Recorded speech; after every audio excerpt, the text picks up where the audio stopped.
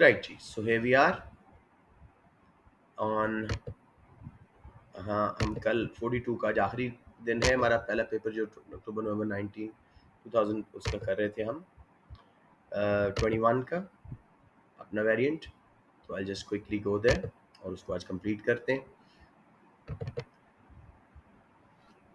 Right जी, सो ये आ गया क्वेश्चन पेपर।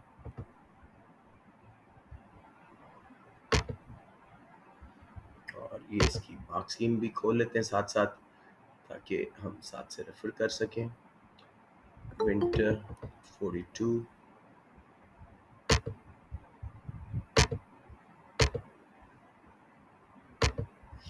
अस्सलाम वालेकुम अलीज़ा। राइट जी, सो दिस इज़ इट। हम आज इसका सेक्शन बी बाकी का करने वाले हैं।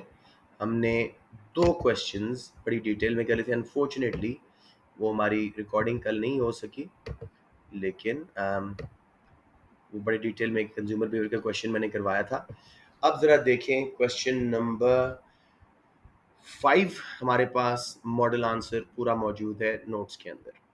तो पहले आप लोग चाहते हैं कि ये करवा दूं नोट्स से, मुश्किल से 10-12 मिनट में हो जाएगा, या क्वेश्चन 4 करवा दूं जिसकी वजह से आपको ज़रा डाइवर्सिफिकेशन आपकी आ जाएगी और टॉपिक्स भी आपके क्लियर होना शुरू हो जाएंगे। जैसे कहते हैं 4 कर लें, गुड इनफ, ठीक है। सो क्वेश्चन नंबर 4 को ज़रा देखें।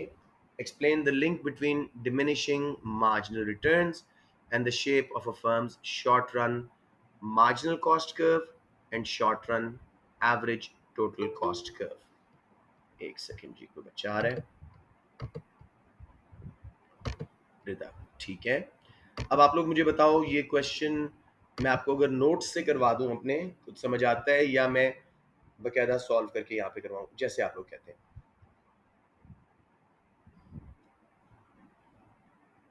ये तो बहुत इजी है, बहुत इजी क्वेश्चन है। रुबानी बता दें। तुम्हारे लिए ऐसे है ना, कुछ बच्चों को भी ऐसे ग्रिप नहीं है। सर नोट से करवा दें। नोट से कर लेते हैं। So explain the link between diminishing returns या लॉ ऑफ डिमिनिशिंग रिटर्न्स या डिमिनिशिंग मार्जिनल एडिशनल रिटर्न्स, वही बात है, and shape of firms short run marginal cost curve and short run average total cost curve. ये जो मैंने आपको long question ही दिया हुआ जिसका आंसर भी भेजा हुआ है, discuss why a firm short run and long run average cost curves are drawn in U shape, उसका हाफ है ये, समझ रहे हैं। So already you guys should be getting some ideas in your mind कि इस तरह करके इसको करना है। तो let's just go through very slowly and look it through the notes। Production and cost part 1 नहीं जी, part 2 हमने निकालना है। Production and cost part 2 किधर गया, ऊपर पड़ा हुआ, राइट जी। नहीं, part 2 में तो मेरे ख्याल में ये हो चुका था। yes, it's all done। part 1 में है, sorry my bad। so part 1 में ये वाला जी बच्चों। अब ये देखिए, सबसे पहले क्वेश्चन को एक बार फिर देख लें। किधर गया, yes. Explain the link between diminishing marginal returns, यानी हमारा मेन की टर्म्स क्या है जी, लॉ ऑफ डिमिनिशिंग रिटर्न्स, बल्कि ये पूरा ऐसे है तो इसको जरा बाद में देखते हैं। Firm short run marginal cost को हमें डिफाइन करना है, शॉर्ट रन को डिफाइन करना है, एवरेज कॉस्ट को डिफाइन करना है, ठीक है। पहली की टर्म्स ये हैं जो हमारे यहाँ पे हुई हैं। तो टाइम पीरियड्स में से हम शॉर्ट रन को डिफाइन करेंगे। शॉर्ट रन, आप ऐसे आंसर स्टार्ट कर सकते हो कि before we understand how marginal diminishing marginal returns determines the shapes of MC and AC curves, let's understand a few key terms। Short run is a time period when at least one factor of production, usually capital, remains fixed। There is not enough time to add new machinery, right जी, new machinery and capital वगैरह, नया plant वगैरह बनाने का time नहीं है। तो short run को डिफाइन किया। फिर बेटे हमारे पास की टर्म आ गई एवरेज कॉस्ट की, ठीक है। Average cost is the cost per unit of output, यानी total cost divided by output, ठीक है। आप कह सकते हैं it's average fix cost plus average variable cost, कई फॉर्मूलाज हैं इसके। whereas marginal cost is the additional cost incurred on making each extra unit। उसका फॉर्मूला दे दो, total cost of n units minus total cost of n minus 1 units. ठीक हो गया। अब जी, law of diminishing marginal returns is due to short run production function. जो हमें ऐसे लिखे हुए वही डेफिनेशंस है। A short run production function measures how output changes when we add more of a variable input labor to fixed input capital. किसी बच्चे को अभी तक समझ ना आ रही हो, बीच में जरा इंस्ट्रक्शंस आ रही हैं तो बताएं, दोबारा बता दूं क्या हमने किया अभी तक। ये देख लें बच्चों, क्वेश्चन पहले देख लें, जो नए बच्चे आए हैं हम ये क्वेश्चन कर रहे हैं। एक्सप्लेन द टाइम पे बच्चे आते नहीं हैं बच्चों, माय हम्बल रिक्वेस्ट, जरा टाइम पे आया करो। अब ये तीसरी बार मैं क्वेश्चन करवाने की कोशिश कर रहा हूँ, तो please come on time. Question number 4A को हम डिटेल में देख रहे हैं through the notes. Explain the link between diminishing marginal returns and the shape of a firm's short run marginal cost curve and short run average cost curve। ठीक है, सबसे पहले इसमें हमने शॉर्ट रन को डिफाइन किया, a time period when at least one factor of production remains fixed. We don't have time to add new capital, build a new plant, etc.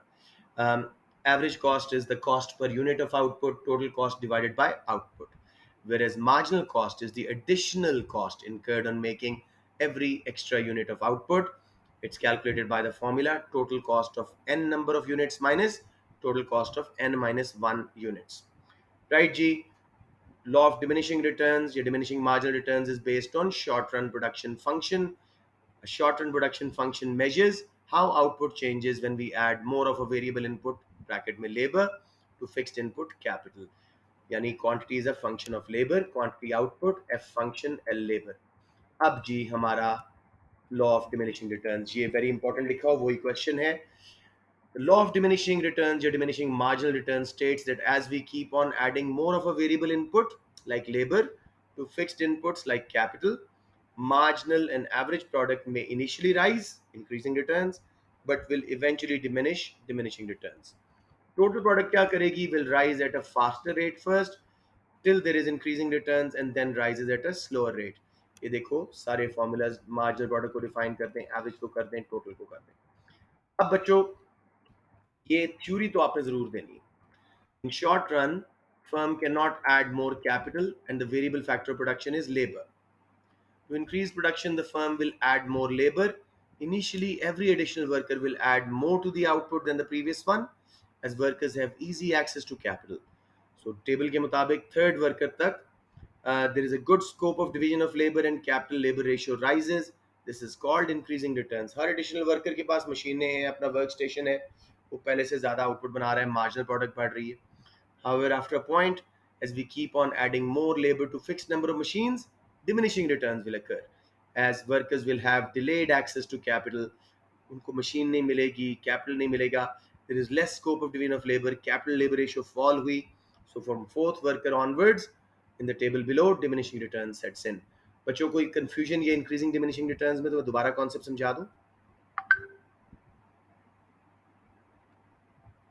Okay, तो ये टेबल में सिर्फ आपको मार्जिनल प्रोडक्ट वाला figures याद रखने हैं। मार्जिनल प्रोडक्ट के फिगर्स क्या कह रहे हैं?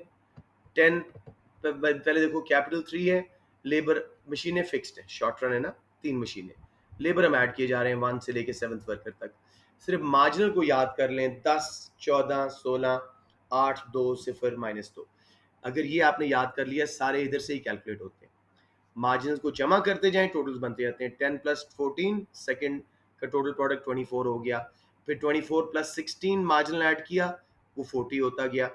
इस तरह करके टोटल बन जाएगा। एवरेज निकलेगा टोटल प्रोडक्ट को नंबर ऑफ वर्कर्स से डिवाइड करने पे। जैसे 2 वर्कर्स जब थे, 24 टोटल प्रोडक्ट था, 2 वर्कर्स पे डिवाइड किया, 12 आ गया।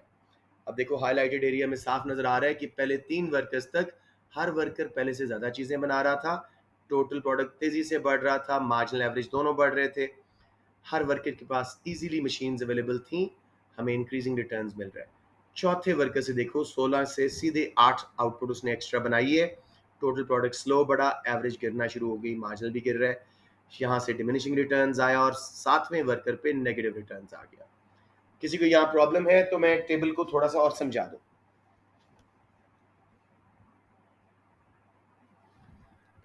अब ग्राफ को में टेबल को डिपिक्ट करते हैं। पहले 3 वर्कर्स तक टोटल प्रोडक्ट देखो तेजी से बढ़ रही है, क्योंकि मार्जिनल हर एडिशनल वर्कर ज्यादा बना रहे हैं, ठीक है।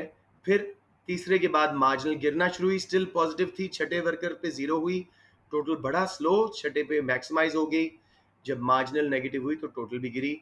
एवरेज का क्या बिहेवियर होता है कि जब तक मार्जिनल बढ़ रही है एवरेज उसके नीचे नीचे साथ साथ बढ़ रही है, स्लो सस्टेन पेस पे। जब मार्जिनल उसको ऊपर से कट करती है तो एवरेज भी नीचे गिरना शुरू हो जाती है। ये आपका ग्राफ बेसिस बना रहा है। अब हम अगले यूनिट से इसके करते हैं इसको। यहां तक सबको समझ आ गई है या नहीं?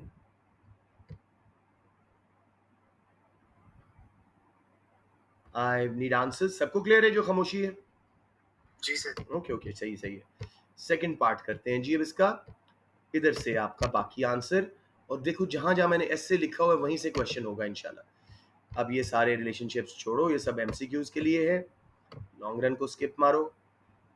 बहुत एंड पे जाके कॉस्ट में आपका फिर एक आएगा एसए का।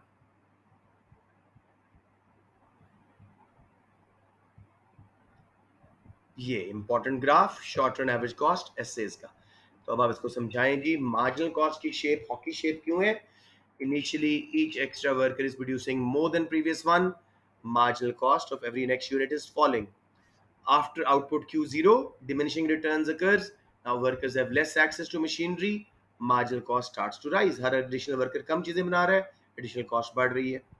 Average cost की U shape क्यों है? जब तक मार्जिनल कॉस्ट गिर रहा था आउटपुट Q0 तक इंक्रीजिंग रिटर्न्स था। तो एवरेज कॉस्ट में दो हिस्से होते हैं, average variable and average fixed. तो marginal cost is the variable cost of every additional unit. Marginal cost गिरा तो एवरेज वेरिएबल कॉस्ट गिरी और एवरेज कॉस्ट कर्व नीचे आया। Q0 के बाद डिमिनिशिंग रिटर्न्स आ गए, लेकिन एवरेजेस ज्यादा स्लो गिरती हैं और स्लो बढ़ती हैं, इस वजह से भी एवरेज कॉस्ट गिरा। प्लस उसका दूसरा हिस्सा average fix cost still divide हो रहा है लार्जर अमाउंट ऑफ आउटपुट पे। लेकिन जब एमसी ने Q1 पे लोएस्ट पॉइंट पे कट कर लिया एवरेज कॉस्ट को, अब इतना एक्सट्रीम डिमिनिशिंग रिटर्न्स है कि एवरेज फिक्स कॉस्ट के फॉल होने का इफेक्ट भी अब नहीं आएगा। एवरेज कॉस्ट बढ़ना शुरू हो जाएगी, वो यू शेप में आ जाएगी। तो relationship between law of diminishing marginal returns and MC is MC falls first due to increasing returns and then rises, and its link with average cost curve is that average cost initially falls due to increasing returns and fall in average fixed cost, but later on when MC cuts it at the lowest point, it also starts to rise and develops a U shape. समझ आ गया मेरे बच्चों या कोई confusion? ये आपका पूरा answer clear हो गया? सॉरी बताइए। सर आ गया। किसी बच्चे को समझ ना आया हो? साकिब, सर ये पूरे 12 मार्क्स के लिए। सॉरी सर ये पूरे 12 मार्क्स के लिए। मैं समझा नहीं आपकी बात। सर ये पूरे 12 मार्क्स का ही आंसर है। पूरे 12 मार्क का आपने बहुत कुछ लिखा है मेरे बेटा। देखो पिछला पूरा ये यूनिट आपने यहां से स्टार्ट किया, या आप पूरा तो कर लो पहले। ये देखो आपने कहां से स्टार्ट किया, पहले बताया जी शॉर्ट रन को, उसके बाद एवरेज कॉस्ट को डिफाइन किया, उसका फॉर्मूला दिया, फिर मार्जिनल कॉस्ट को डिफाइन किया, उसका formula, short run production function, उसकी एब्रीविएशंस बताई, फिर उसका मार्जिनल रिटर्न्स आप यहां से स्टार्ट हुए करते जा रहे हैं। ये पूरा टेबल, ये पूरा उसका, उसके बाद दूसरा आपने ये वाला ऐसे किया, ठीक है, इसकी सारी एक्सप्लेनेशन दी, एंड पे वैल्यूएशन की। तो ये पूरे ही कर जाओ तो बड़ी बात है, आप 20 मिनट 22 मिनट में समझ रहे हैं इंशाल्लाह। सर टेबल बनाना है। देखो आई वुड से अगर आपको टाइम मैनेज नहीं हो रहा, टेबल बेशक ना बनाओ, 4 वर्कर्स तक टेबल बना दो, या सिर्फ बता दो कि पहले वर्कर्स थे, मतलब जैसे टेबल था ना, 4 वर्कर्स तक सिर्फ कर लो, उससे आपका सारा काम हो जाता है। 4 वर्कर्स तक इंक्रीजिंग रिटर्न्स फिर डिमिनिशिंग रिटर्न्स सब शो हो रहा है, तो जस्ट यहां तक कर दो, this should be more than enough. ठीक है, क्लियर हो गया? ये सारा आंसर आपका 12 मार्क्स के लिए। जी बच्चों, एनी क्वेश्चंस? अब इसकी थोड़ी सी मार्क स्कीम देख लें ताकि फुल क्लैरिटी आ जाए। Did we miss something? 4A G, explanation of diminishing returns in terms of one fixed factor plus increasing quantities of a variable factor on marginal physical product, effect on the change in marginal product on short run marginal cost, change in short run marginal cost determines the shape of short run average cost curve. 12 marks कैसे मिलेंगे? For an answer that gives a clear explanation of law of diminishing marginal returns and explains the links to MC, link between short run marginal cost and average total cost is determined. जो हमने सारा कुछ किया. आप बेशक ये total product वगैरह वाले ग्राफ ना बनाओ, अगर टाइम नहीं मिल रहा आप सिर्फ ये टेबल का पहले 4 हिस्सा करके पहले 4 वर्कर्स तक सीधा एवरेज कॉस्ट का कर्व बना दो, टाइम भी मैनेज हो जाएगा और आंसर आपका स्टिल 12 आउट ऑफ 12 है. सबको समझ आ गई बात जी? सर डायग्राम पे वैसे ही रहेगा जैसे आपने नोट्स में बनाया या कुछ चेंज हो जाएगा थोड़ा सा? क्या हो जाएगा?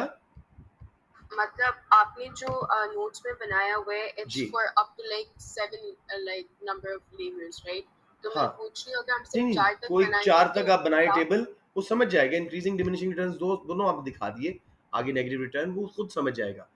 आपको मेनली वो शॉर्ट रन एवरेज कॉस्ट की शेप और मार्जिनल कॉस्ट की शेप समझना चाह रहा है through the law of diminishing returns. समझ आ गई बात? ठीक है सर. यस. एनी क्वेश्चंस बच्चों? Okay, let's go to paper again. B part G. Discuss whether producers or consumers benefit more from the practice of price discrimination. ये भी एक forgotten सा टॉपिक है लेकिन अक्सर किसी इंपॉर्टेंट यूनिट से आप मिला देते हैं. Price leadership and price discrimination का कंपैरिजन बता दो, या क्या प्राइस डिस्क्रिमिनेशन बेनिफिशियल है कंज्यूमर्स के लिए. इस केस में उसने प्रोड्यूसर्स की बात भी कर दी. सो लेट्स गो टू इस answer through notes. You should be very clear on where your answers are, which topic it is. किस बच्चे को नहीं पता कि प्राइस डिस्क्रिमिनेशन कौन से चैप्टर में से? प्लीज एडमिट करो ताकि मुझे अंदाजा हो कि अभी रिविजन्स में कमी है.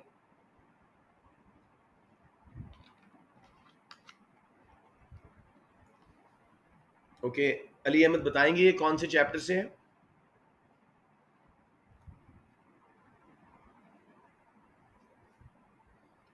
Ali, are you in the class?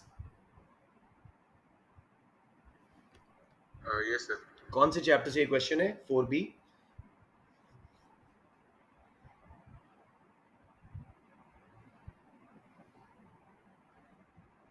अब देखो, you not being your own friend, you could have told me कि सर मुझे नहीं पता कहाँ से है ये. साकिब, डू यू नो ये कौन से चैप्टर से है?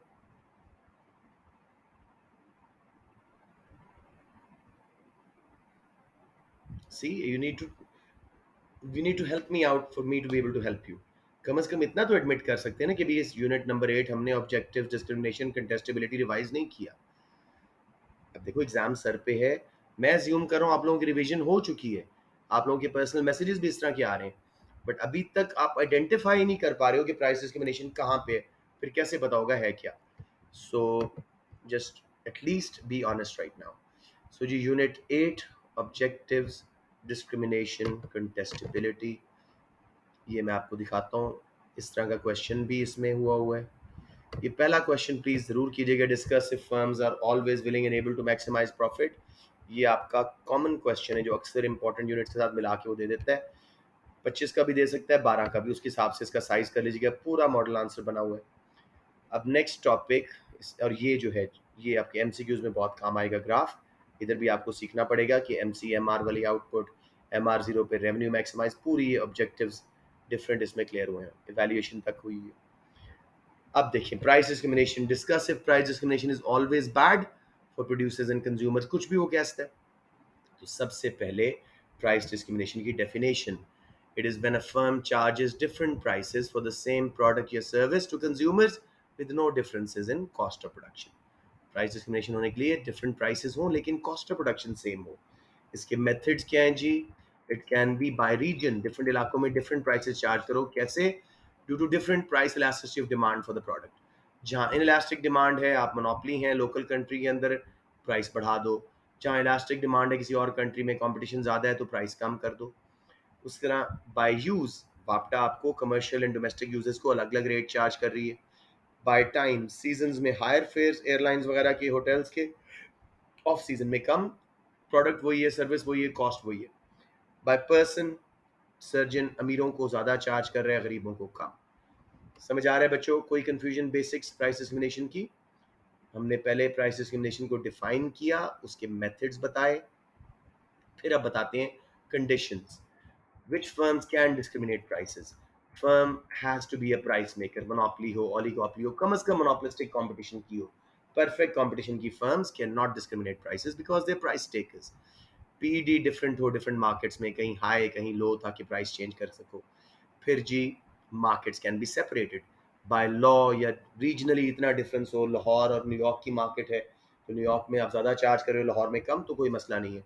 हाँ अलबत्ता शादमान और डिफेंस में कर रहे हो तो शादमान के कंज्यूमर सस्ती चीज़ लेके डिफेंस में खुद बेचना शुरू हो जाएंगे। बच्चों समझ आ रहे हैं? Yes, sir. Okay, let's go on to इसका ग्राफ जी, बहुत आसान है। मार्केट ए में इलास्टिक डिमांड कर्व था, एमसीएमआर की प्राइस आप इसमें एवरेज कॉस्ट नहीं लगाना, प्राइस कम है। दूसरी मार्केट में वहीं पे एमसी लगाओ, सेम स्केल पे एमसीएमआर की जब आउटपुट ले तो प्राइस देखो पीओए पे, पीओ बी पे सर लिखना चाहिए था मुझे, बढ़ गई, डिस्क्रिमिनेशन होगी। इसको थोड़ा सा एक्सप्लेन करें, अब आंसर आ गया बेनिफिट्स एंड प्रॉब्लम्स। कुछ कंज्यूमर्स को महंगा लेना पड़ेगी चीज़, वही उनकी वेलफेयर में कमी होगी। प्रोड्यूसर को क्या फायदा है जी? Monopoly will convert consumer surplus into producer surplus by charging higher price. देखो इस ग्राफ के मुताबिक प्राइस ज़्यादा चार्ज की, consumer surplus A plus B था, अब सिर्फ ए रह गया, तो मोनोपोली ने कंज्यूमर सरप्लस को प्रोड्यूसर सरप्लस में कन्वर्ट कर दिया। बज़ाहिर ये बुरा लगता है लेकिन it's a very good thing, economics इसको जस्टिफाई करती है। बेनिफिट्स क्या हैं जी? सम consumers end up paying less for the same product and their welfare rises. A price discriminating monopoly can ensure the supply of a product in an industry with high cost. High cost थी, छोटी firm survive ही ना करती। अलबत्ता price discriminating monopoly जो कहीं ज़्यादा charge कर रहा है और इस मार्केट में कम चार्ज कर पा रहा है, वो सर्वाइव कर जाएगा। सो अगर ये कोई एसेंशियल सर्विस थी, इलेक्ट्रिसिटी प्रोविजन वगैरह, रेल लिंक्स वगैरह, तो लॉस के बावजूद पूरी हर रीजन में वो प्रोवाइड कर सकेंगे, क्योंकि वो कई इलाकों में ज़्यादा प्राइस चार्ज करके बहुत प्रॉफिट कमा रहे हैं, उसी प्रॉफिट से क्रॉस सब्सिडाइज करेंगे, अपने बिजनेस के लॉस मेकिंग एरियाज में सब्सिडीज दे देंगे खुद बिजनेस वाले, और वो through out the country provide होती रहेगी थ्रू प्राइस डिस्क्रिमिनेशन। इसकी सोशल जस्टिफिकेशन भी है। एक डॉक्टर अगर गरीबों को कम चार्ज कर रहा है, अमीरों को ज़्यादा, या बसेज एयरलाइंस वगैरह यंगर को और वेरी ओल्ड को कम चार्ज कर रही हैं और बाकियों को ज़्यादा चार्ज कर रही हैं, तो socially justified. To conclude, price discrimination is not bad in itself and can be justified on many economic and social grounds. It is the intention of price discriminating monopoly that makes it good or bad. यहाँ पे क्योंकि उसने producer consumer दोनों का कहा था, so both producers and consumers are likely to benefit from practice of price discrimination as long as it is not done in an exploitative way for consumers, and as long as firms can manage price discrimination successfully without any legal issues. जी बच्चों बताओ, कोई question यहाँ पे?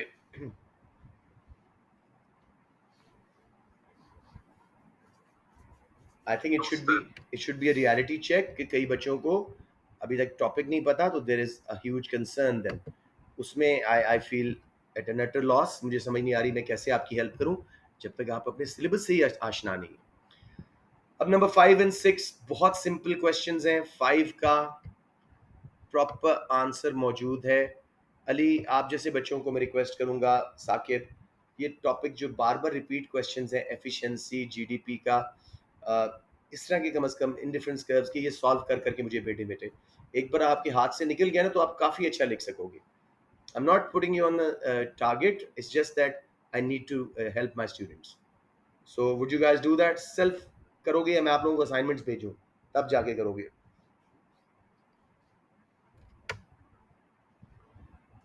Sir, I'll do that. शाबाश। अब ये देखिए 25 mark का क्वेश्चन, जी जी फरमाएं। से कर लेंगे। शाबाश। 25 मार्क का question, discuss the extent to which GDP is a useful measure of living standards and economic development. यही क्वेश्चन बहुत दफ़ा है, 12 का, 25 का, या थोड़ा सा वो कहता है क्या एचडीआई बेस्ट मेथड है? आंसर तकरीबन सिमिलर है। अब मैं आपको अपने नोट्स दिखाता हूँ, ये तो सबको अंदाजा होना चाहिए कहाँ पे है। ये मैक्रो का क्वेश्चन है या माइक्रो का? साकिब इतना बता दें। से मैक्रो का। और कौन से यूनिट से कोशिश करें? से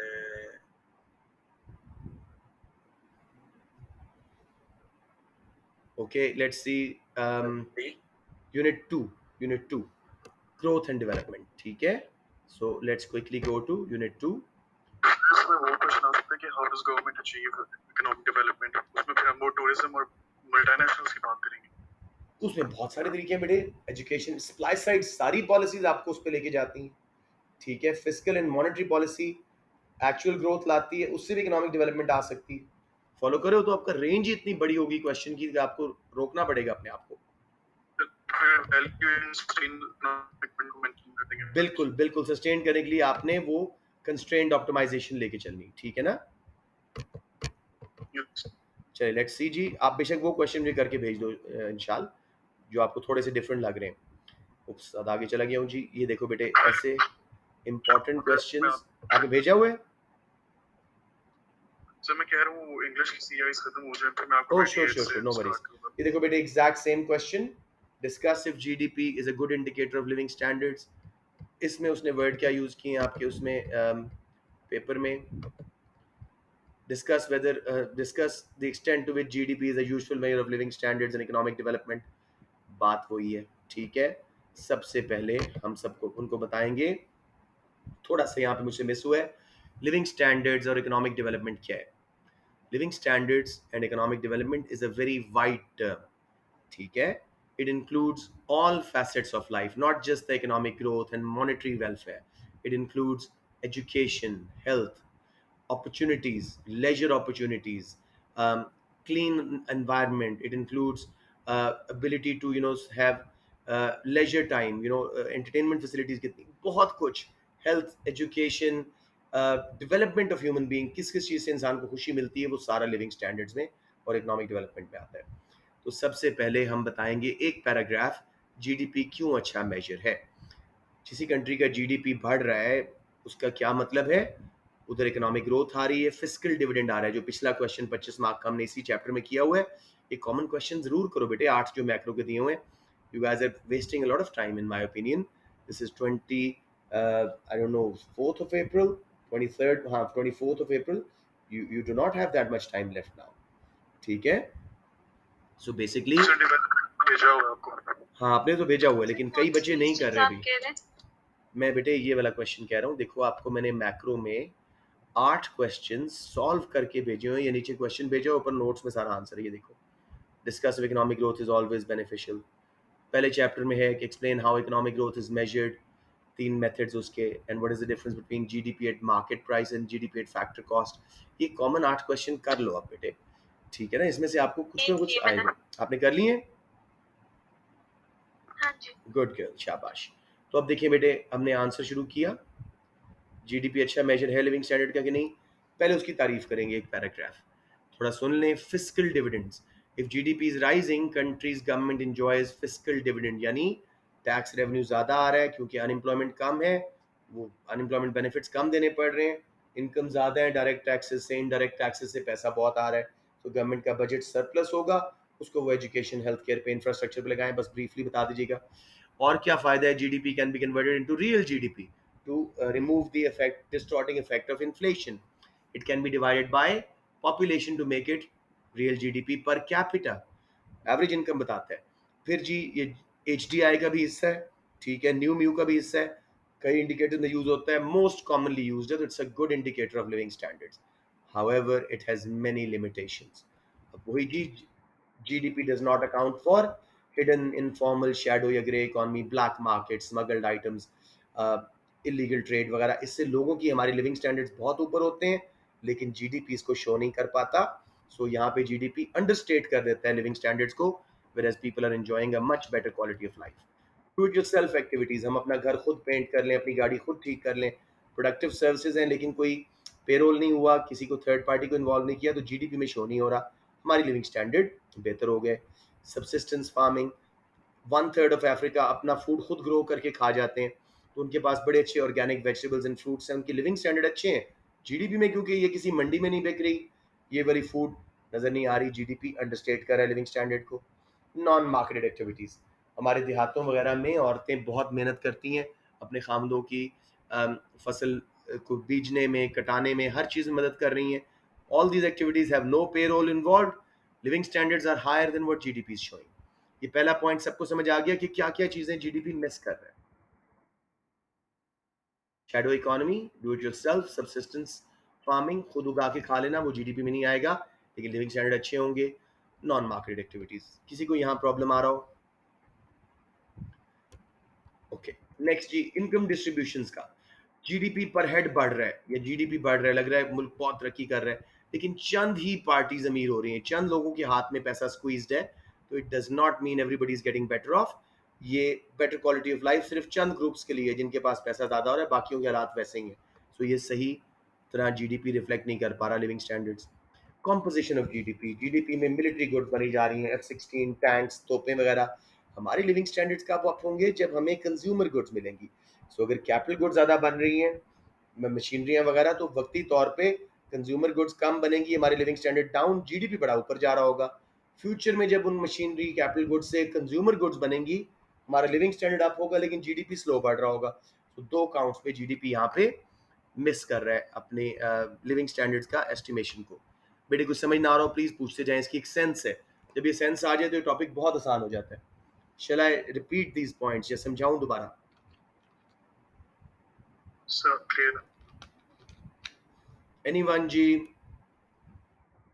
क्वालिटी ऑफ गुड्स, जीडीपी बड़ी तेजी से बढ़ रहा है लेकिन आउटपुट की क्वालिटी नहीं है। गाड़ियां जो हैं उनकी परफॉर्मेंस अच्छी नहीं है, पिक अच्छा नहीं है, टीवी के कलर छोड़ रहा है वो।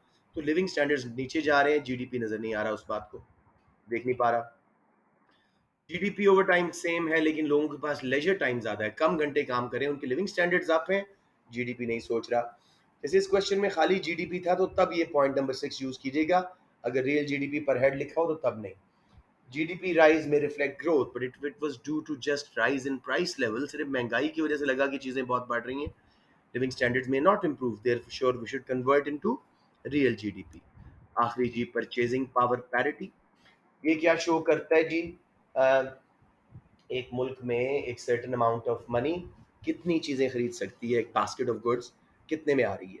हमारे मुल्कों में हेयर कट्स, ब्यूटिशियन सर्विसेज बहुत सस्ती मिलती हैं, बहुत आसानी से मिलती हैं। डेवलपिंग कंट्रीज़ में तो हमारा लिविंग स्टैंडर्ड उतना बुरा नहीं होता जितना जीडीपी शो कर रहा होता है, क्योंकि हमारे यहाँ ये सर्विसेज बड़ी सस्ती प्राइस पे मिल रही होती हैं, आसानी से मिल रही होती हैं। तो जब ये नॉन ट्रेडेबल गुड्स जो एक्सपोर्ट इंपोर्ट नहीं होती, हेयर कट्स, ब्यूटिशियन सर्विसेज वगैरह, हमारे डेवलपिंग कंट्रीज में बहुत सस्ती मिल रही होती है, हमारी परचेजिंग पावर पैरिटी ज़्यादा है, जबकि जीडीपी इसको शो नहीं करता। इसलिए करेंसी को इंटरनेशनल डॉलर में कन्वर्ट किया जाता है तो reflect purchasing power parity. Considering the above we need to use, अब जीडीपी की बहुत क्राइटेरिया के बाद हमें अदर मेजर्स यूज करने हैं। जीडीपी सारी क्वांटिटेटिव मेजर है, हमें क्वालिटेटिव मेजर्स भी यूज करने। H T I, new mu, जल्दी से आपको दिखा दूं, ऊपर हैं जी लिविंग स्टैंडर्ड के मेजर्स। पहला जीडीपी, फिर H T I.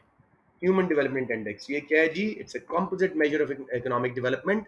One third हम GNP eight purchasing power parity को दे रहे हैं।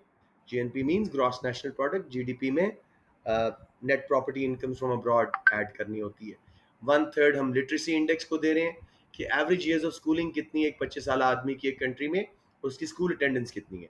One third is life expectancy, एक बच्चा जो पैदा हुआ है कितने साल एक्सपेक्ट कर सकता है जिंदा रहना। एच डी आई 1 हो तो मीन्स कंट्री फुली डेवलप्ड है, 0 हो तो अंडर डेवलप्ड है। एच डी आई बेहतर क्यों है जीडीपी से? ज़्यादा कॉम्पोजिट है, इसमें एजुकेशन, हेल्थ और इंडिकेटर्स ऑफ डेवलपमेंट भी शामिल है।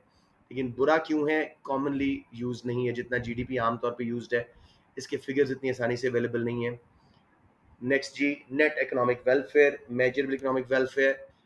ये न्यूजीलैंड का इकोनॉमिस्ट था, उसने कहा जीडीपी को ही बेहतर करो।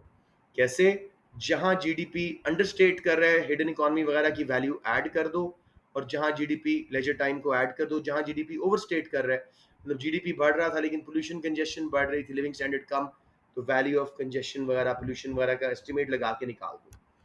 तो बेनिफिट क्या है जी? It attempts to improve the most common measure of living standard, GDP. Problem क्या है जी? इसके फिगर्स भी आसानी से नहीं मिलते, नेट पे ढूंढे, न्यू म्यू ज़रा मुश्किल से मिलेगा, बहुत गैस वर्क होता है, कितनी हिडन इकोनॉमी थी, कितनी एक्सटर्नल कॉस्ट थी, इसलिए इनएक्यूरेट मेजर होता है। अब मैं आपको इवैल्यूएशन पे लेके जा रहा हूँ right at the end.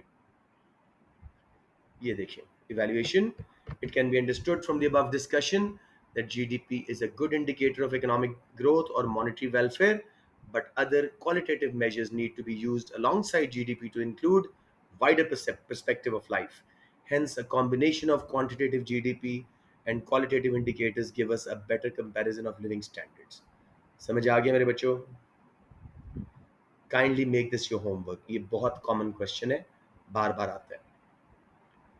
Sir जी बेटे, इसकी मार्किंग स्कीम दिखा दें। Of course. डेफिनेशन, अच्छा वो तो पुराना वाला है। Yes, Definition of GDP, explanation of real GDP per head and its link to measuring the standards of living, explanation of economic development, a comment on the relationship between standard of living and economic development, problems of measuring GDP in general and especially in developing countries, relevance of GDP as a measure, relevance of alternative measures of living standards, HDI, new mu HPI वगैरह और भी आप use कर सकते हैं. Detail में देखिए for an answer that defines living standard in terms of real GDP per head and develops an argument that links it to economic development. The link between GDP and standard of living and economic development is explicitly discussed. Detailed discussions regarding the limitations of measuring GDP. क्या क्या limitations हैं? एक तो इसका data सही तरह नहीं मिलता, स्पेशली डेवलपिंग कंट्रीज में पढ़ी लिखी टीम्स नहीं है, हमारे पास सोफिस्टिकेटेड इक्विपमेंट नहीं है, लोग झूठ बोल देते हैं, सही जीडीपी फिगर्स नहीं मिलते, फिर हिडन इकोनॉमी का नहीं पता लगता. वही जो सारे हमने किए, क्वालिटी ऑफ गुड्स का, मिलिट्री गुड्स पे पैसा लगाए जा रहे हैं, लिविंग स्टैंडर्ड नहीं बढ़ रहे, जीडीपी बढ़ रहा है. A candidate may refer to one or more alternative measures of measuring GDP. A conclusion is reached for 22 to 25 mark. जी बच्चे.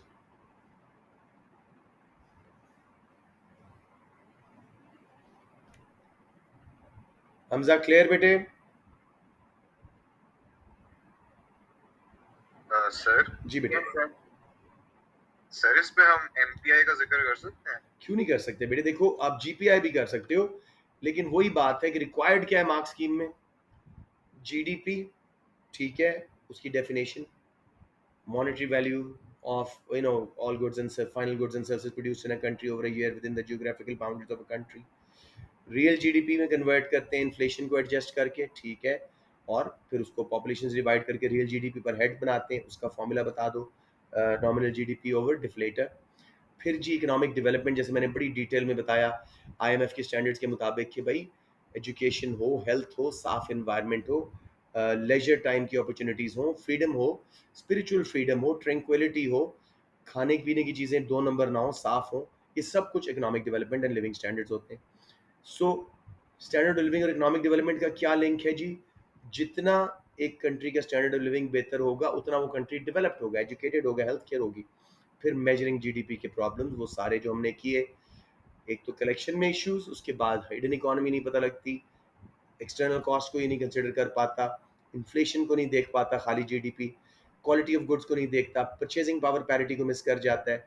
ऑल्टरनेटिव मेजर्स हमें चाहिए, तो उसने कहा जी reference two alternative measures of living standards, HDI, new mu, एचपीआई और MPI. आप जो मर्जी यूज करो, कम से कम दो आपको एक्स्ट्रा बताने, ठीक है.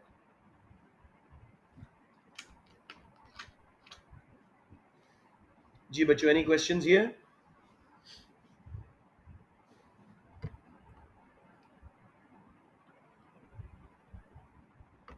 बहुत खामोशी यारो. चले, लेट्स सी लास्ट क्वेश्चन जी. Explain the difference between frictional unemployment and real wage classical unemployment. 12 marks. ये आपके अनएम्प्लॉयमेंट के चैप्टर से है, इन्हीं मैक्रो इकोनॉमिक्स के नोट्स में, यूनिट 6, ठीक है, यूनिट हाँ 5 है शायद, 6 है, उस पर जाते हैं, ठीक है. ये दोनों को देखते हैं, इनका डिफरेंस हो जाएगा. बी पार्ट में evaluate the policies available to the government to reduce the level of structural unemployment. तीसरी अनएम्प्लॉयमेंट का उसने जिक्र कर दिया. चार मेजर कॉज ऑफ अनएम्प्लॉयमेंट में से उसने दो में पहले बात की है, फ्रिक्शनल, और दूसरी कौन सी थी? फ्रिक्शनल एंड रियल वेज, ठीक है. तो हम सीधे चलते हैं जी अनएम्प्लॉयमेंट के चैप्टर पे.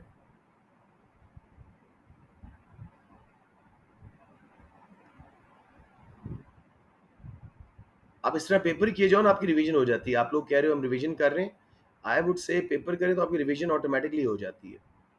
ये देखिए जी, अब आ गई अनएम्प्लॉयमेंट. सबसे पहले उसने कहा था फ्रिक्शनल और रियल वेज क्लासिकल अनएम्प्लॉयमेंट में फ़र्क बताएं, डिफ्रेंशिएट करें, अनएम्प्लॉयमेंट को डिफाइन करें. When people are willing and able to work but can not find a job, उसका अनएम्प्लॉयमेंट रेट का फॉर्मूला दे दें. Unemployment rate is calculated by number unemployed over labour force into 100, whereas labor force itself is both employed and unemployed people. Participation rate को छोड़ दें, frictional पहली. Frictional unemployment is when, इसके कई हिस्से हैं, तीन हिस्से हैं जिसको हम अलग अलग बताएंगे. It includes search voluntary unemployment. This is when people leave a job and take their time looking for a better job. They want to advance their career, they want to become more successful. the period that they're looking for a new job and not taking the very first available job, they're taking their time, उस दौरान वो search voluntary unemployed है, which is part of frictional unemployment. दूसरा इसका हिस्सा है seasonal unemployment, जब मौसम बदलता है, टेम्परेरी तौर पे कंज्यूमर्स का एक्सपेंडिचर स्विच होता है टूरिज्म वगैरह से, हॉस्पिटैलिटी इंडस्ट्रीज वगैरह में, होटलिंग वगैरह में ऐसे होता है, तो उधर वर्कर्स को अनएम्प्लॉय कर दिया जाता है बिकॉज अब उनकी डिमांड नहीं रहती, लेबर की डिमांड डिराइव्ड है। कैजुअल अनएम्प्लॉयमेंट, कुछ जॉब्स की नेचर ही ऐसी है, एक्टर्स एक मूवी की दूसरी मूवी से पहले फारिग हैं, जैसे मैं हूँ, मेरे 11 मंथ्स के कॉन्ट्रैक्ट होते हैं, एक महीना मैं अगस्त में अनएम्प्लॉयड रहता हूँ, और सॉरी जुलाई में अनएम्प्लॉयड रहता हूँ और अगस्त में दोबारा कॉन्ट्रैक्ट मिल जाते हैं, तो मैं 11 महीने की जॉब करता हूँ, तो I am also every year casually unemployed. So job की नेचर ही ऐसी है कि workers keep getting unemployed between jobs, actors, authors, supply teachers like myself. अब आप फ्रिक्शनल का बताने के बाद कहें it's not a serious type of unemployment, government does not worry about it. Classical real wage unemployment is due to trade union influence. Trade unions का थोड़ा सा बता दो, the groups of workers who combine themselves and negotiate collective bargaining के through, they try to you know uh, get a higher wage through minimum wage limit set करवाते हैं, या government अगर मिनिमम वेज लॉ लगा दे for unskilled workers, दोनों case में same graph है, veg union veg minimum ऊपर लगी, डिमांड वर्कर्स की सिर्फ L1 है, सप्लाई L2 है, L1 से L2 अनएम्प्लॉयमेंट हुई, L से L1 जॉब लॉसेज हुए, depending on price elasticity of demand for labour and supply of labour, depend करेगा कितनी अनएम्प्लॉयमेंट हो रही है। ये है क्लासिकल रियल वेज अनएम्प्लॉयमेंट। ये पहला क्वेश्चन आपका कंप्लीट हुआ। इसका थोड़ा सा हम इधर बात कर लेते हैं। वो कहते हैं जी डिफरेंस, तो दोनों में डिफरेंस क्या है? Friction unemployment is caused by reasons as discussed above: search, voluntary, seasonal changes, and or nature of job being such that people get casually unemployed, whereas classical real wage unemployment occurs due to intervention by trade unions and government in labor market when they try to negotiate higher wages and set a higher minimum wage above equilibrium rate. समझ आ गया बच्चों? कोई confusion यहाँ पे? Employment की definition, unemployment की उसका formula, labour force को बताया, फिर दोनों को इन डिटेल समझा दिया। Any question here? डिफरेंशिएशन में भी कह सकते हो कि frictional unemployment is less worrisome for the government because it's natural and automatic, whereas classical can get really bad if trade unions get too much power or if government sets minimum wage way above market rate, that cause disincentive to firms and they become less profitable and let workers go. No question जी, first part clear है? अब जी evaluate the policies available to a government, पहले चलिए इसकी mark scheme देख लेते हैं जल्दी से, उसके बाद अगले पे आ जाते हैं। Definition of frictional employment and explanation of how it is temporary as workers leave their job or are dismissed and are searching for another job. Real wage unemployment due to exercise of trade union power, minimum wage legislation to raise the wage rate above equilibrium. For an answer that explains both forms of unemployment and differences made clear, 9 से 12 mark. Easy question था बेटे. Any confusion?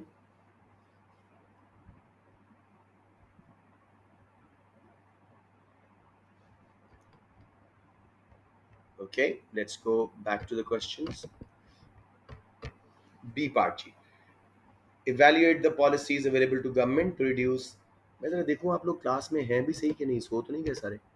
मैं जगाऊं एक minute. फिजा, मैमुना जाग रहे हो ना मेरे बच्चों? Waleed, everybody is there? जी सर। अच्छा, मैं क्या शायद सो गया और मैं अकेला ही पढ़ाया जा रहा हूँ। Let's go back. जी सर, जागे हैं। ठीक है मेरे बेटा, ठीक है, जागते रहो।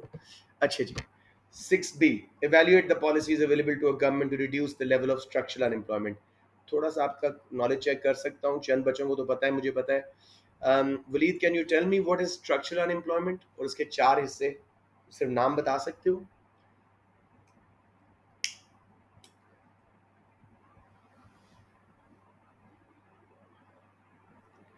Waleed, are you there?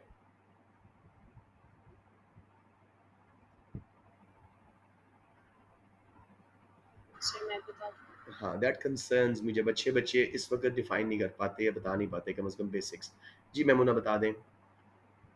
Sir, structural unemployment is when the demand for the whole industry's service or good like completely falls. हम्म तो इसके टाइप्स ये हैं कि एक तो टेक्नोलॉजिकल अनएम्प्लॉयमेंट होती है, जी another can be a taste in a change in like taste fashion और या ठीक है ठीक ट्रेंड्स है ठीक है वगैरह, और ठीक है या ठीक है तो अगर आपकी जो लोकल गुड है डोमेस्टिक मार्केट के अंदर वो इम्पोर्टेड गुड से रिप्लेस हो जाए. हम्म ये चार है बेटे देखो when demand for a whole industry's product falls this could be due to technological unemployment हमारी advances in technology आए worker skills outdated हो गई word processing आ गया typist खत्म हो गए चेंज इन फैशन टेस्ट आया हैंडीक्राफ्ट की डिमांड्स गिरी हैंडमेड कारपेट्स वगैरह की या वैसे ही कई चीज़ों का फैशन चेंज हो जाता है बिल्कुल आउट ऑफ मार्केट हो जाती है तो उन वर्कर्स की रिक्वायरमेंट खत्म हो जाती है इंटरनेशनल अनएम्प्लॉयमेंट को इम्पोर्टेड गुड चाइना ने ये बहुत की है वेस्ट में इम्पोर्टेड गुड या सर्विस लोकल गुड को रिप्लेस कर जाए तो लोकल वर्कर्स को निकाल दिया जाता है क्योंकि अब बाहर से चीज़ आ रही है डिक्लाइनिंग इंडस्ट्रीज अगर एक ही इलाके में लोकेटेड हों जैसे आपका एक सेक्शन ए भी था जैसे डिट्रॉइट में उन्होंने बताया हुआ था तो उसकी वजह से जैसे सियालकोट की अगर स्पोर्ट्स गुड्स की डिमांड गिरती है खुदा न खास्ता तो Sialkot will totally become regionally unemployed which is part of structural unemployment ये आपने बेसिकली बताया अब थोड़ा सा before I show you the policies आप लोग मुझे खुद बताएं what can government do for technological unemployment let's say Saqib जो टेक्नोलॉजी एडवांस हो रही है अच्छी बात है गवर्नमेंट क्या कर सकती है ऐसे केसेस में वर्कर्स की स्किल्स आउटडेटेड हो रही हैं what can the government do to reduce structural unemployment on technological basis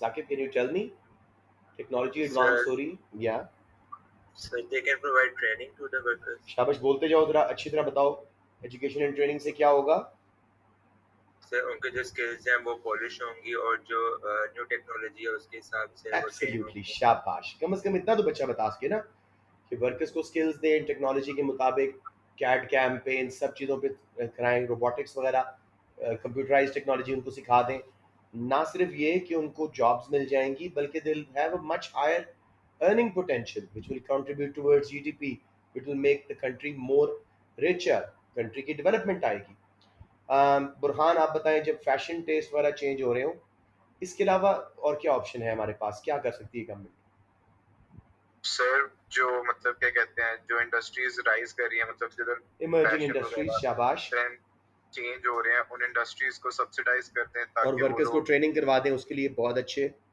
ji sir ताकि उन इंडस्ट्रीज में एम्प्लॉयमेंट अपॉर्चुनिटीज इंक्रीज हो जाए. बहुत अच्छे शाबाश international unemployment let's say Ali Ahmad international good आई थी उसने लोकल गुड को उड़ा दिया सर्विस को उड़ा दिया गवर्नमेंट के पास ऐसी कोई पॉलिसीज हैं कि हम इंटरनेशनल गुड्स को अपने मुल्क में आने से रोक सकें कुछ ऐसा कुछ कर सकते हैं हम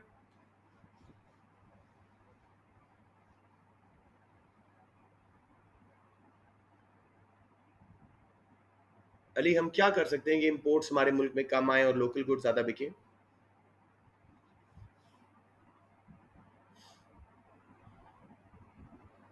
आई don't think is in the class इंशाल्लाह आप बता दो बेटे सर प्रोटेक्शनिज्म सब्सिडीज डिटेल में बताते जाओ शाबाश सर जब जैसे टैरिफ्स लगाएंगे हम इंपोर्ट्स पे तो उनकी प्राइसेस बढ़ जाएंगी वो आर्टिफिशियली इंक्रीज कर देंगे उनकी प्राइसेस ठीक है उससे ये होगा कि जो एक्सपेंडिचर जो है ना कंज्यूमर्स वो स्विच कर देंगे डोमेस्टिक गुड्स पे क्योंकि प्राइसेस एक्सपेंडिचर स्विचिंग इंपोर्ट्स की पॉलिसीज है बढ़ बहुत अच्छे साथ में लोकल फर्म्स को सब्सिडाइज कर दो ताकि वो कंपेटिटिव हो जाए इंटरनेशनल गुड्स के मुकाबले में ठीक है या बैन ही लगा दो एम्बार्गो लगा दो उस कंट्री पे जो आपके मुल्क में शायद डंपिंग वगैरह कर रहे हैं तो आप इन को साथ साथ यूज कर सकते हैं एक रीजन पूरी अनएम्प्लॉयड हो रही है बिकॉज ऑफ स्ट्रक्चरल रीजंस क्या कर सकते हैं हम मैमूना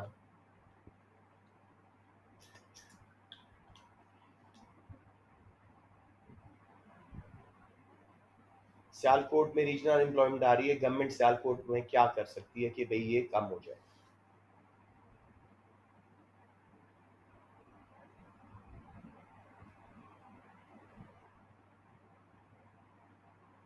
मैमूना यू देयर फिजा आप बता दो बेटे जी जी सर. चले सोच रही हैं आप सॉरी. बहुत आसान है वही आंसर है जी बताएं sir, I'm sorry, could you repeat? मैं सिर्फ पानी की बॉटल लेने गई हूँ. मैंने पूछा डिक्लाइनिंग इंडस्ट्रीज एक इलाके में लोकेटेड हों और वहाँ पे उस चीज़ का फैशन चेंज हो गई है या उसकी डिमांड गिर गई है, what can the government do to support that area?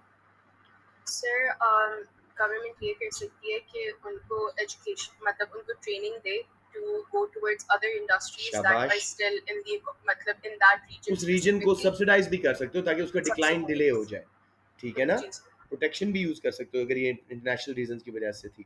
समझ रहे हैं, वही पॉलिसीज बार बार आ रही हैं, ठीक है? सर सर मैं प्रोटेक्शनिज्म कैसे? प्रोटेक्शनिज्म अगर ये इम्पोर्टेड रीजन की वजह से थी कि मैंने क्या कहा, if declining industries are located in a particular region that could be because of international unemployment, that could be because of technological और चेंज इन फैशन। समझ रहे हो ना? तो उसका लिंक उससे आ सकता है। चलो ठीक है. जी बच्चों, समझ आ रही है कैसे आप लोगों ने इसको करना है?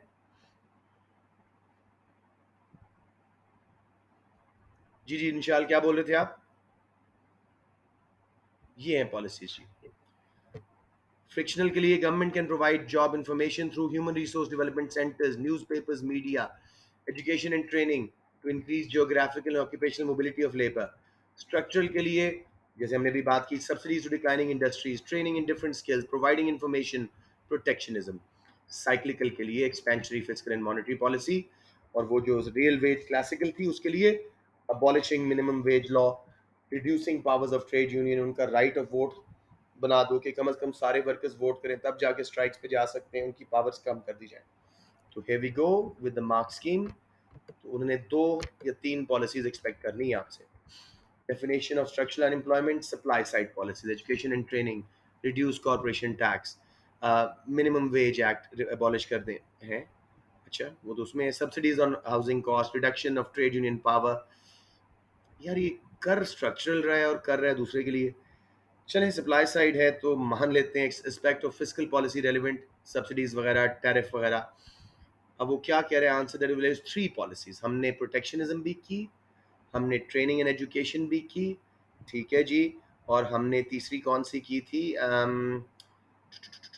लोकल सब्सिडीज भी की थी, ठीक है? हाँ, तीनों होगी, protectionism, subsidies and education and training.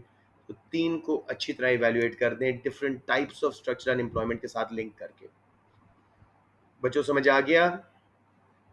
Sir limitations देनी है. बिल्कुल देनी है बेटे, अभी तो मैं आपसे पूछ रहा था ना। लेकिन लिमिटेशंस, इवैल्यूएशन का मतलब ही दोनों साइड्स है उसकी। सब्सिडीज में कॉस्ट आएंगी, फर्म्स इनएफिशिएंट हो जाएंगी, उस पर रिलाय, उनसे वापस लेना सब्सिडीज और उनको दोबारा डिक्लाइनिंग इंडस्ट्री फिर डिक्लाइन कर जाएगी सब्सिडी लेने से। एजुकेशन एंड ट्रेनिंग अगर अप टू डेट नहीं है, गवर्नमेंट के पास फाइनेंसेस नहीं है, तो शायद क्वालिटी ऑफ ट्रेनिंग उतनी अच्छी ना हो, शायद नई टेक्नोलॉजी को वर्कर्स ना समझ सकें। एजुकेटेड ट्रेनिंग वर्कफोर्स में leave your country which may cause brain drain. Logically answer करते जाओ, बहुत आसान है ये। फॉलो कर रहे हैं बच्चों या नहीं? फिस्कल में बजट डेफिसिट की बात कर सकते हो, डिमांड पुल इन्फ्लेशन की बात कर सकते हो। Why am I not sensing confidence here in the class? बताइए मुझे Hamza, how confident are you मेरे बेटा?